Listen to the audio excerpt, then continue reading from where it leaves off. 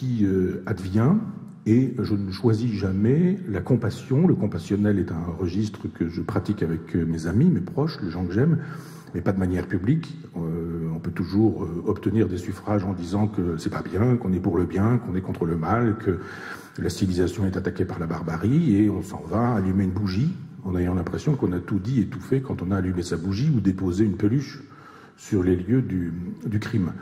Donc je peux le faire, mais je préfère penser. Penser aujourd'hui est interdit, voire criminalisé. Dès lors, je dis, mais nous sommes dans une civilisation qui s'effondre, quand on est dans des logiques de longue durée, et dans l'avènement de quelque chose qui prendra la place de cette civilisation. Je ne vais pas faire de pronostic, mais je me dis simplement qu'il y a finalement un choc des civilisations, une guerre des civilisations. C'est pas parce qu'on dit que ça n'a pas lieu que ça n'a pas lieu.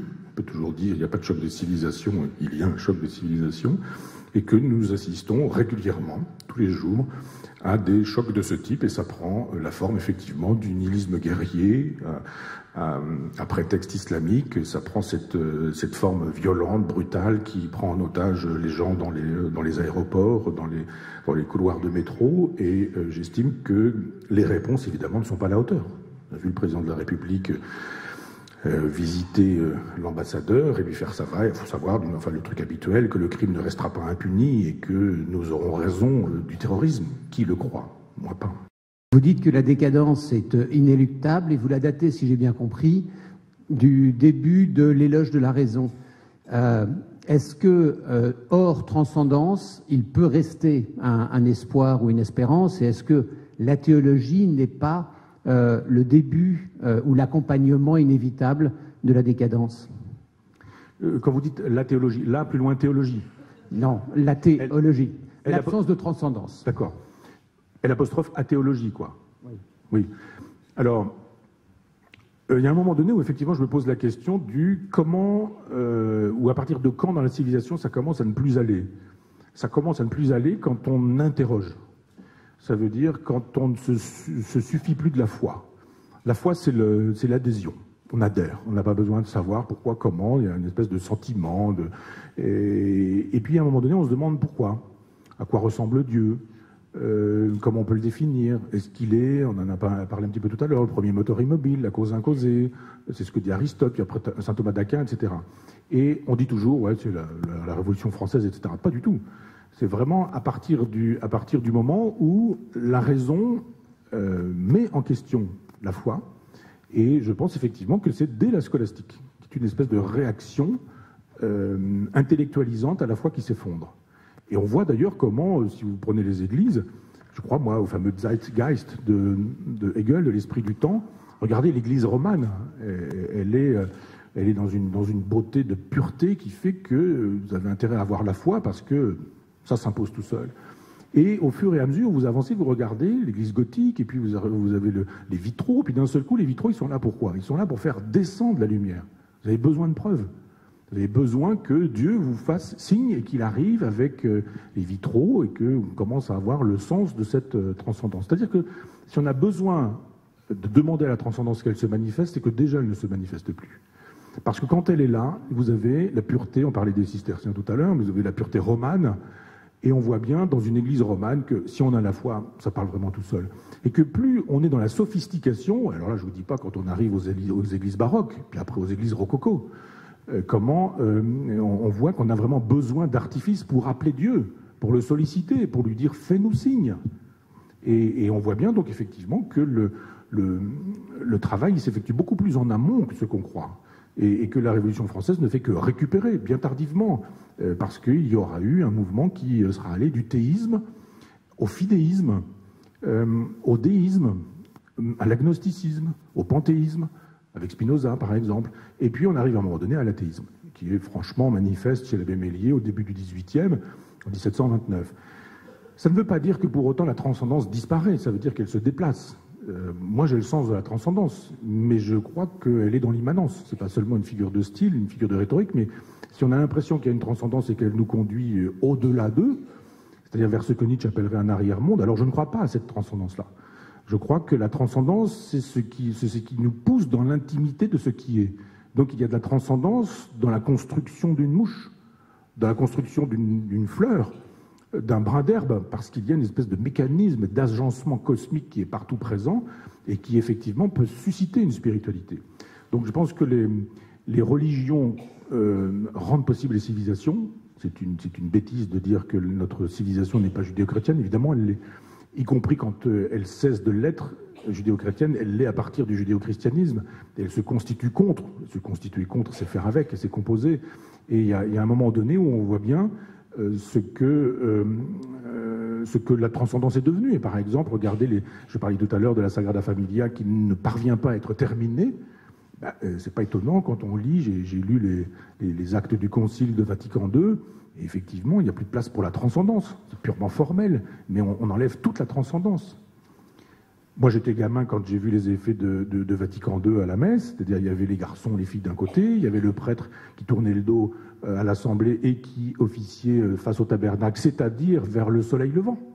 Ça faisait sens, c'est-à-dire vers le lieu de la lumière. On attendait la lumière parce que le Christ était lumière. Et donc plus on était dans le fond de l'église, du côté de la porte, plus on était dans le profane. Donc le prêtre, il s'adressait à Dieu et il était l'intercesseur de ses ouailles qui étaient derrière lui, mais tout le monde dans le même sens. Et d'un seul coup, on dit non, on change tout ça, on installe l'autel au milieu du chœur, on laisse le tabernacle et on fait la messe en tournant le dos à Dieu. Matériellement, on tourne le dos à Dieu, c'est-à-dire le tabernacle est derrière. Et puis on parle aux gens, et puis les hommes sont mélangés avec les femmes. Et puis on dit, bon, maintenant, la musique, elle n'a plus besoin d'être sacrée. D'où la guitare de La vie est un long fleuve tranquille. Jésus, Jésus. Le curé qui s'habille en jean. Moi, on me dit un jour, notre Père qui est aux cieux, non, maintenant, on tutoie. On tutoie Dieu. On ne parle plus en latin, etc., etc. C'est-à-dire que c'est l'Église qui d'un seul coup dit on n'a plus besoin de sacré, le sacré est dans l'immanence. On n'a plus besoin de transcendance, la transcendance est dans l'immanence. Signe effectivement que on avalise l'évidence de ce que la civilisation nous dit, nous avons perdu le sens du sacré judéo-chrétien. Donc c'est ainsi et ça ne se reconstitue pas, ça ne se replâtre pas. C'est une espèce de santé perdue. Et une santé perdue ne se recouvre pas. Je renvoie au Titanic. Merci monsieur pour votre question qui a permis un cours d'architecture, de théologie et de liturgie en quelques minutes. Oui. C'est assez impressionnant. On va prendre... culturel et considérer que la librairie n'est pas qu'un lieu où on vend des livres, mais que c'est aussi un lieu où des gens se rencontrent. Denis dit que c'est aussi un lieu de drague, que les gens viennent, circulent, c'est un lieu de vie où les gens viennent aussi écouter des auteurs, des romanciers, des essayistes, des philosophes, des sociologues, des gens qui croient en Dieu, des gens qui n'y croient pas, etc. Donc c'est une façon de dire aussi c'est un lieu culturel organisé autour du livre. Et ça c'est une manière magnifique de faire de la résistance dans un temps où effectivement le livre est maltraité. Tout ouvrage correspond à un style. Depuis 120 ans, la famille Mola fait l'éclatante démonstration qu'en restant curieux et ouvert, on peut entreprendre pour la culture. France 3 Aquitaine, à l'occasion de cet anniversaire, retrace l'histoire de cette librairie bordelaise avec Denis Mola, ambassadeur des mots qui donne à lire, à écrire et sans cesse à créer. Mais quel est donc son secret ? Il y a une chose qui est très importante, à chaque génération, on fait la révolution. C'est le seul moyen d'avancer. 120 ans d'histoire. Bonjour Guillaume. Vous voulez revenir sur l'épisode du Brexit ?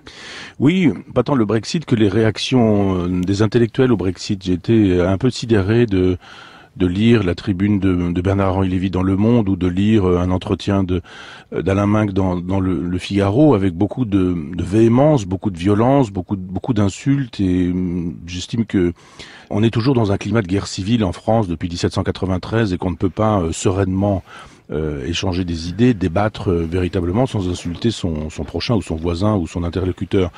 On peut être déçu parce qu'on croit à la formule libérale de l'Europe et estimer qu'effectivement il aurait mieux valu que l'Angleterre reste en Europe, du moins dans les modalités qui étaient les siennes et qui étaient déjà des modalités spécifiques, sans pour autant traiter les gens qui ont voté pour le départ d'abrutis, d'incultes, d'alcooliques, de vieux, enfin de toutes choses assez terribles qui font qu'on discrédite l'opinion qui n'est pas la sienne et on montre en même temps qu'on n'a pas d'arguments.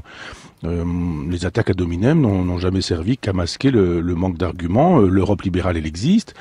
Ça fait un quart de siècle que cette Europe libérale, elle existe avec les pleins pouvoirs. Elle a donc produit un certain nombre d'effets. On peut juger ces effets. On n'a pas besoin d'être agrégé de sciences économiques et puis avoir 20 ans pour pouvoir juger de cette Europe qu'on a pu vivre. Et quand on dit de certains que finalement ils ont voté contre l'Europe, d'abord c'est pas contre l'Europe, c'est contre sa formule libérale, et ensuite que c'était les vieux qui ont plutôt voté contre.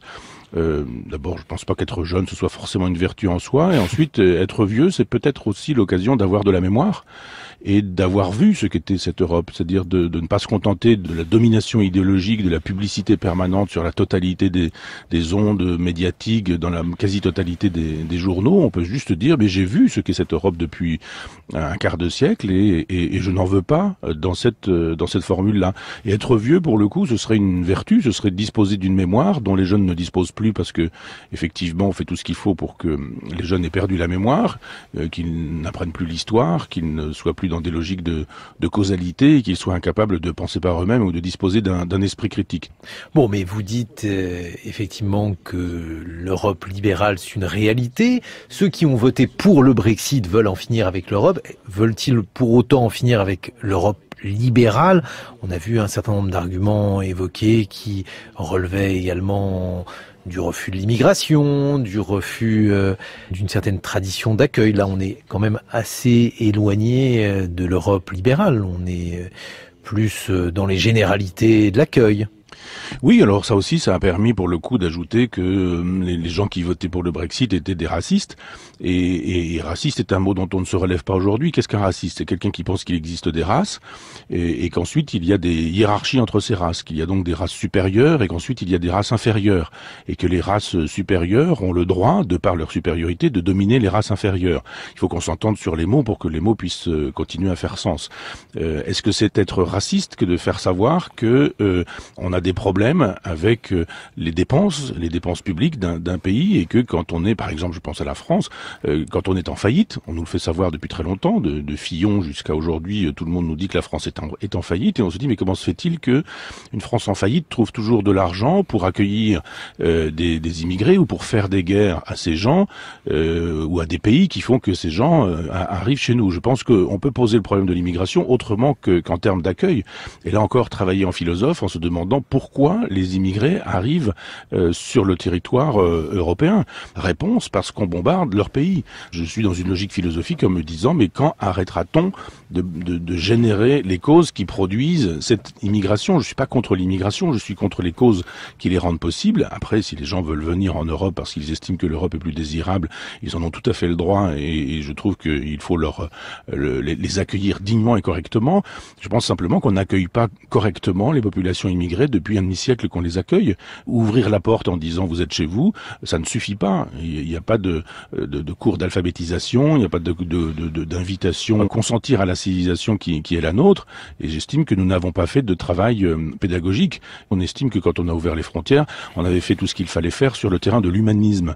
Moi, je pense que l'humanisme, c'est d'accueillir correctement et dignement les gens qui arrivent. C'est pas les accueillir dans des endroits qui sont transformés en ghetto où tout le monde perd sa dignité, ceux qui sont accueillis et ceux qui accueillent. Merci beaucoup Michel Onfray. On vous retrouve tout l'été sur l'antenne de France Culture.